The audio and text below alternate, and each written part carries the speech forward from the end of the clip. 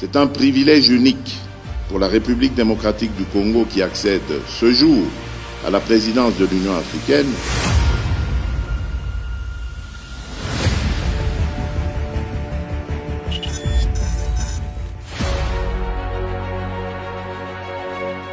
Un privilège obtenu de ses pairs, un apostolat accompli avec abnégation et une conviction pour le bénéfice du peuple de l'Afrique. Face aux Africains, des enjeux de taille se présentaient à l'exemple de la renaissance et les rayonnements du continent. La paix et la sécurité, la santé, le changement climatique, le combat contre le terrorisme, les impacts de la migration, ou encore le contrôle d'une démographie de plus en plus galopante.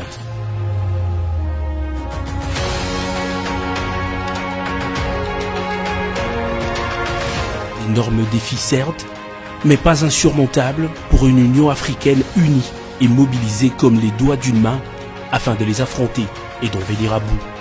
Désigné pour l'exercice 2021-2022, le président de la République démocratique du Congo a joué sa partition en étant le porte-voix d'une présidence qui a su laisser son empreinte sur le continent tout comme à l'international.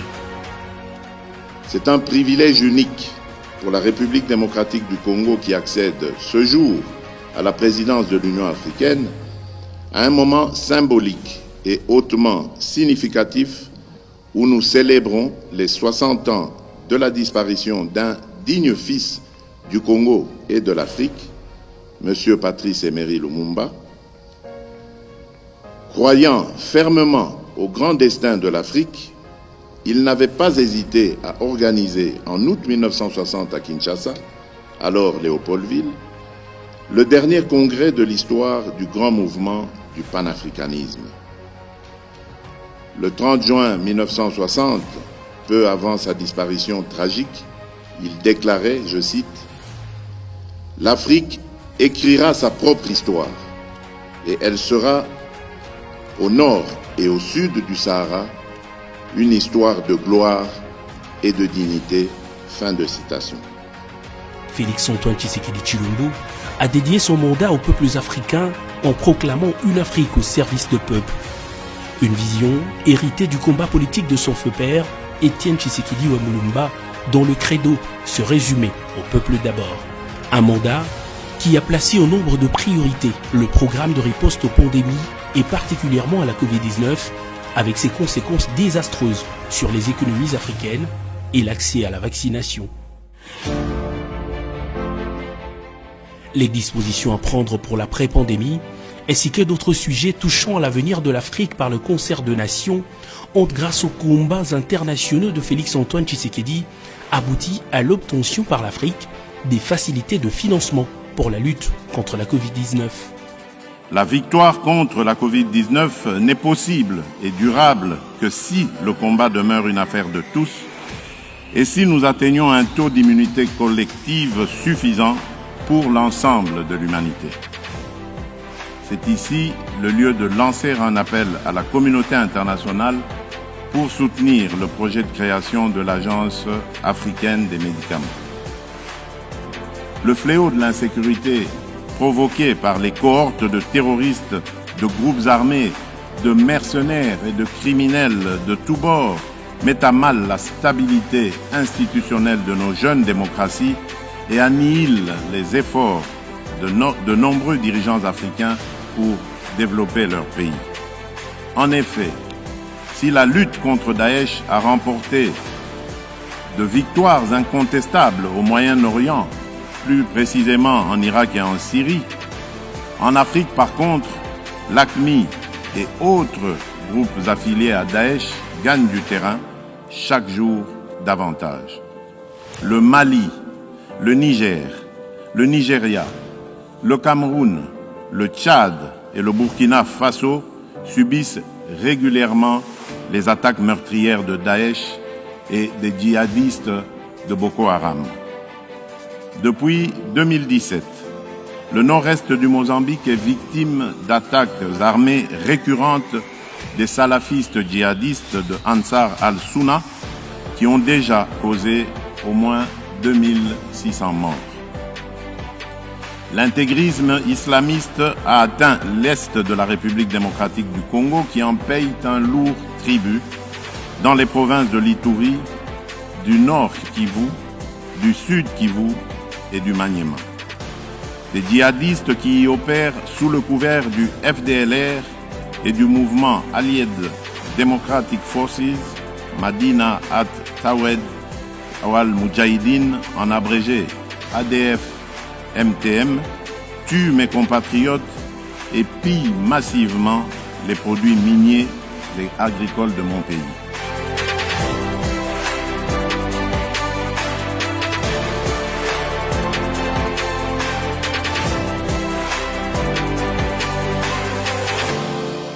Il en est de même de sa médiation dans les différents conflits qui émaillent le continent, avec en toile de fond les différends autour du Nil. La poursuite des négociations tripartites à Kinshasa a cet avantage de pouvoir sortir ces négociations du virtuel pour le présentiel physique.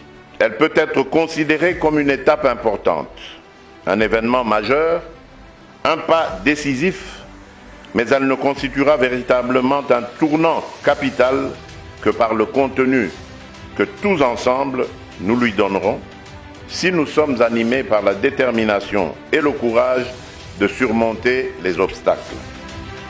Au bénéfice de l'Afrique, il faut créditer également la contribution du président en exercice de l'Union africaine aux défis écologiques et environnementaux de la planète. À la COP26, l'occasion a été donnée au président Félix-Antoine Tshisekedi de mettre en exergue le bassin du Congo dont l'absorption des gaz à effet de serre. Le temps des projets pilotes est terminé. Nous ne pouvons plus attendre, nous devons agir ensemble et vite. Le monde a promis 100 milliards de dollars, le monde a promis plus d'argent pour l'adaptation, le monde doit tenir sa promesse. Ne quittons pas Glasgow sans un engagement ferme d'au moins 6 milliards de dollars en faveur du programme d'accélération de l'adaptation en Afrique. Mais cette enveloppe permettra de renforcer la confiance entre l'Afrique et ses partenaires. Elle permettra d'intensifier les actions et de produire des résultats qui inspireront d'autres pays. L'Afrique se trouve être en bonne position, avec en tête de pôle la République démocratique du Congo, qui revendique son leadership comme pays solution grâce à sa biodiversité. Les forêts du bassin du Congo constituent le deuxième poumon du monde et contribuent largement à la régulation de l'équilibre climatique mondial. Au vu de sa prépondérance dans le bassin du Congo, la République démocratique du Congo, comme pays solution, porte une grande ambition climatique et tient à en assumer le leadership.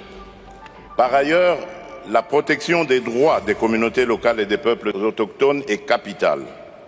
Nous nous engageons à en tenir compte dans notre stratégie d'industrialisation, d'investissements agricoles et dans la gouvernance forestière.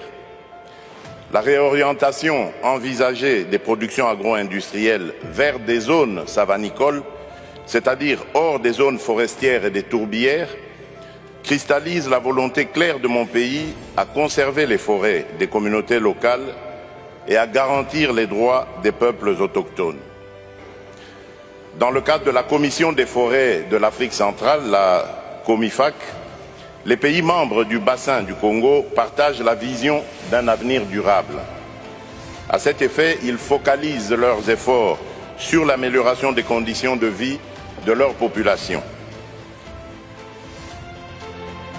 Pendant son mandat, le président Félix-Antoine Tshisekedi Tshilombo a su mettre en lumière le double rôle qu'exerce le président en exercice de l'Union africaine, à la fois de leadership mondial et de coordination au niveau sous-régional, non sans le précieux concours du président de la Commission de l'Union africaine, des commissaires, ainsi que de la Troïka et de la conférence de chefs d'État de l'Union africaine. Dans cette perspective sur les continents, la paix et la sécurité restent des piliers qui ont pour objectif de faire taire les armes. L'Union africaine a, à travers des organisations régionales et des leaders africains, accompagné le président en exercice par des actions de médiation et de négociation dans les conflits en cours. Tous ces conflits ont mobilisé le chairman et ses pairs de l'Union africaine en 2021.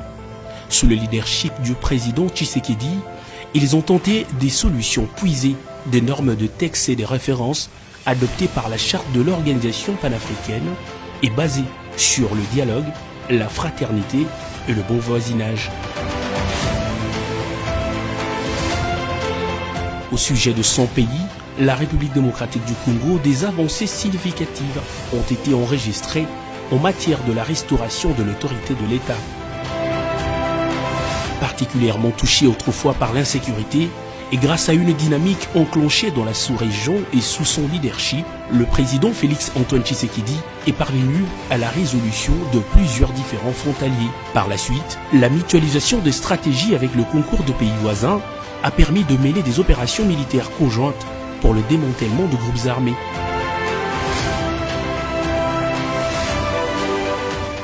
Ce résultat encourageant ont convaincu la communauté internationale à appuyer techniquement et logistiquement le processus en cours.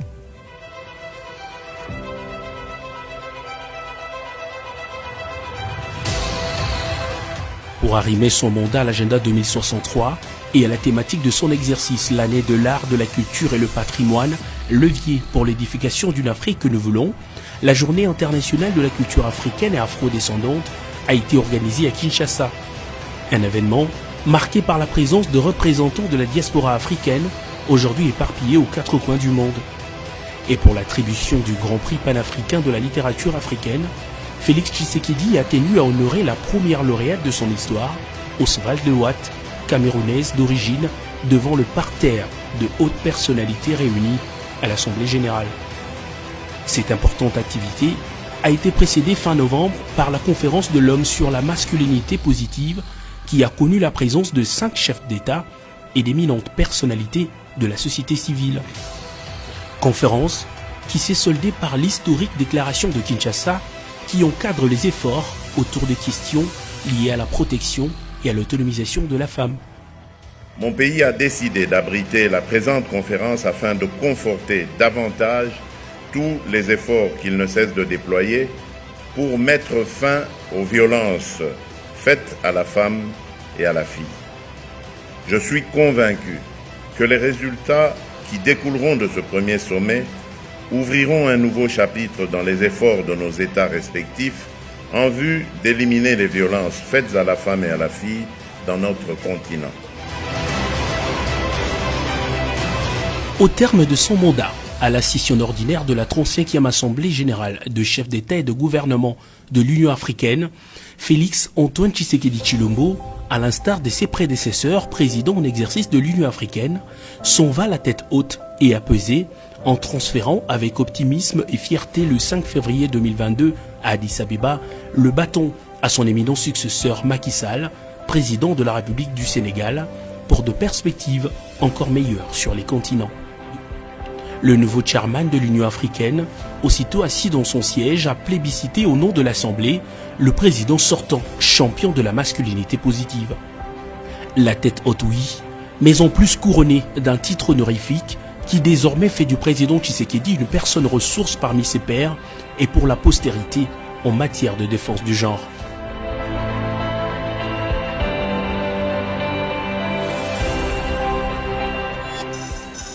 Il laisse des traces indélébiles parce que c'est une présidence marquante de l'Union africaine, un véritable tournant. Il a beaucoup accompli et il va demeurer une référence. Et pour moi, je pense que l'Afrique aura toujours besoin de lui. Il est devenu incontournable pour l'Afrique et il sera toujours une référence, quelqu'un qu'on va consulter et quelqu'un qui va agir pour la RDC et pour l'Union africaine et le monde. Et surtout, il a permis le retour de la République démocratique du Congo sur la scène panafricaine et sur l'échiquier mondial. Donc c'est vous dire que le Congo est de retour et nous sommes fiers et nous serons toujours présents. Le Congo est incontournable. Mon premier sentiment est d'exprimer une grande fierté pour le travail qui a été accompli par le président Félix-Antoine Tshisekedi en tant que président en exercice de l'Union africaine. Une année qui a été consacrée aux arts, à la culture et au patrimoine. Et parler des arts, de la culture et patrimoine, c'est en fait mettre l'accent, mettre le curseur sur le peuple. Et je comprends pourquoi il est dit tout de suite que pour lui cette année, c'est de faire en sorte que l'Union africaine soit au service des peuples. Il y a donc là une osmose directe entre culture et peuple. Je voudrais d'abord rappeler que c'est au cours de ce mandat que la charte de la renaissance culturelle africaine qui a été votée en 2006 à Khartoum et qui n'avait jamais obtenu suffisamment de ratifications des États membres, cette charte a pu obtenir au cours de cette année toutes les ratifications attendues. Aujourd'hui, si nous avons des initiatives personnelles africaines en ce qui concerne par exemple la mise sur pied des vaccins au niveau local, c'est parti de l'initiative du président Tshisekedi qui a voulu que, au-delà des efforts qu'on est en train de faire pour faire en sorte que toute l'Afrique soit vaccinée, que l'on ait une certaine autonomie même dans la production de ces vaccins-là. Donc c'est une idée qui est partie de notre mandature et qui va rester pratiquement toutes les années. Cette expérience, cette année, à la tête de l'Union africaine, n'est d'autre que le résultat d'une politique affichée, d'une volonté affichée du chef de l'État à redorer la RDC, à remettre la RDC au cœur de la diplomatie, non seulement continentale, mais internationale. Les DRC, comme on dit, is back, politiquement parlant. Donc c'est vraiment un sentiment de fierté pour montrer tout simplement que le président a été véritablement un champion et nous sommes fiers du chef de l'État et de la RDC.